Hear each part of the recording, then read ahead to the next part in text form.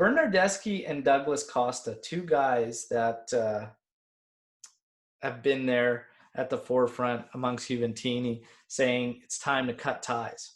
Bernardeschi is one of the club's most expensive signings when he made the move coming from Fiorentina.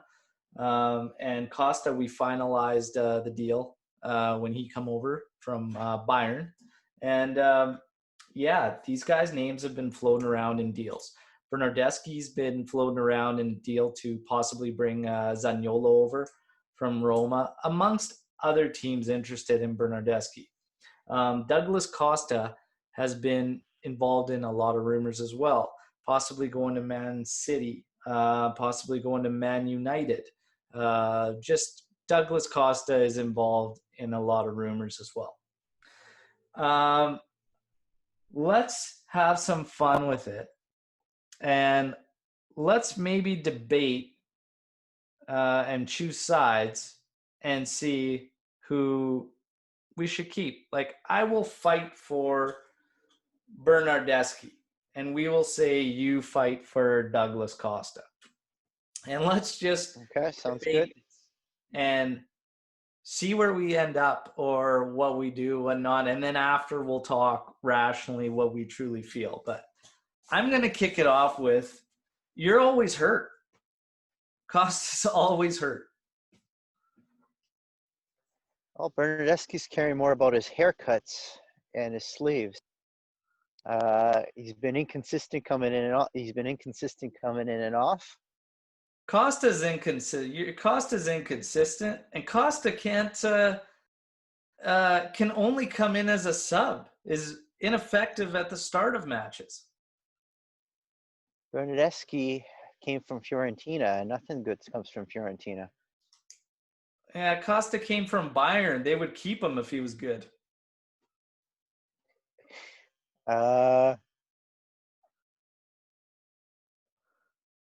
Bernardeschi is wearing 33 because he thought he can wear 10 for some reason, and Juve was going to give it to him. His talent level is nowhere near that. Costa's more concerned with Instagram and putting lightning bolts in his head. That's not true. He shaved it all off. Yeah, and he looks ridiculous. Check mark. He looks like The Rock. Looks like what? Like The Rock. The Rock. He looks like muscles. the Pebble. He's like a third the size of The Rock. That's fun, man. That's fun. That's all in good fun. Honestly, like, out of these two, if you had to get rid of one, this is a tough one. And it's funny that you mentioned the hairstyles, because maybe that was the key to the Genoa match, because Rabiot wore his hair down. Costa had his head clean shaven. Shaved, yeah. Bernardeschi's got the long hair back, and now he's been playing, respectably. It's just funny, man. Maybe that's been it all along. It's just the hairstyles. They got to get the hairstyles going. Samson. Yeah, but yeah. In all seriousness, besides the lightning round that we just did, if you had to get rid of one of them, who do you get rid of and why? I get rid of Costa. The reason for that is mostly financial. We bought him from Bayern. I think it was for 40 million. It was 3 seasons ago. So we would have already amortized most of his salary. So right off the bat there, it's a plus for selling him off. And then the teams that want him. He's not wanted in Italy, he's wanted in England. England always typically overpays for players. So from a financial perspective, I think even though he's older, I think he will get us more money than what Bernardeschi will. Yeah, I don't disagree with that.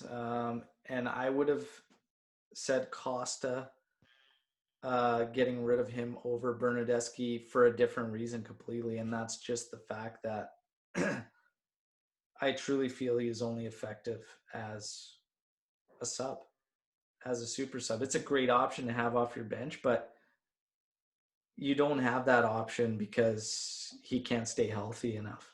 So it's great when it's there, but it's not always there, right? And that becomes a frustration.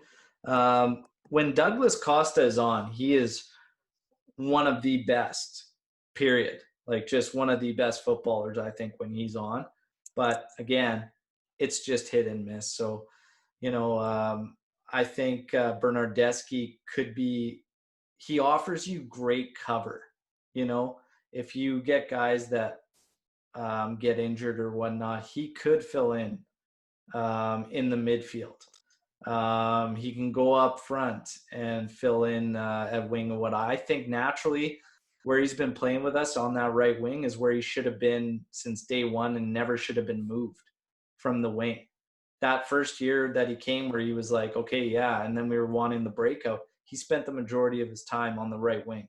We should have never faded from that, but we did. We used him all over the place, and he could never get, again, what Sarri speaks to, that continuity.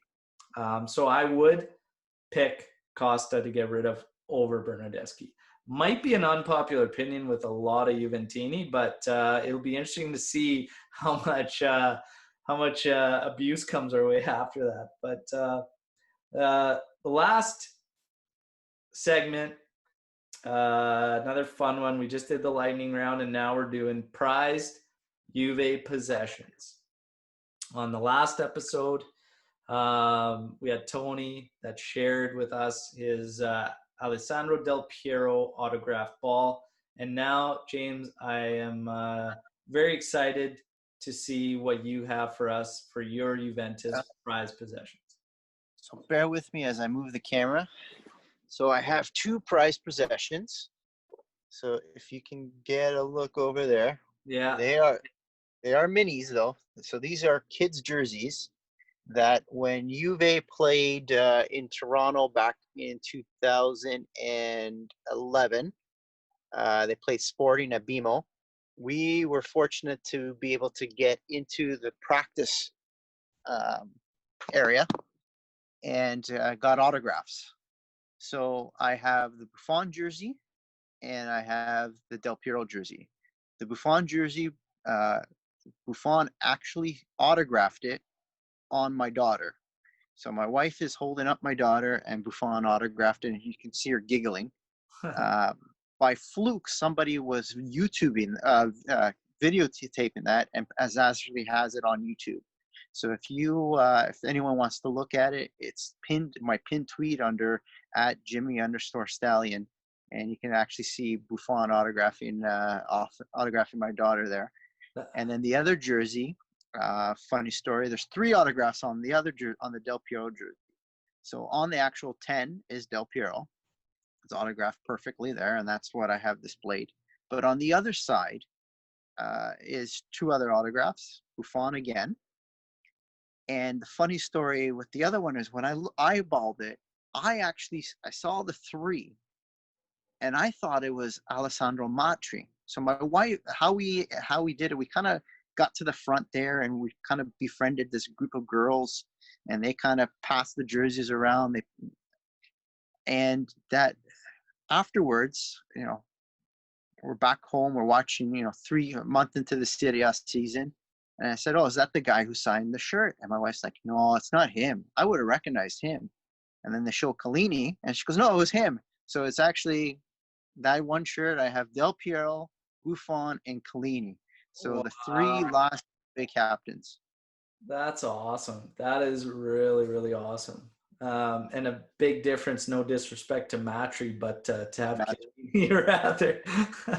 That's great, man. That's awesome. And yeah, Juventini, by all means, check out James's Twitter there and check out the video. I have seen it before. It was shared on another podcast. It's great. It's cool. It's cool when they do those tours. It's cool when they come home and for us, because it's a big trip for us Canadians to get over there to take in a Serie A match and stuff like that. So when they do these tours, it's awesome. It's awesome when they come close to home and you get to see them, watch them train or whatnot. And in this type of situation, to have a guy like Gigi Buffon signing, your daughter's back, Yeah. essentially.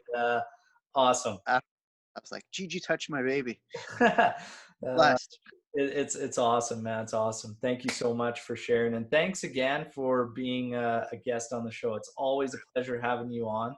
I appreciate all the support I've gotten from you. Never goes unnoticed.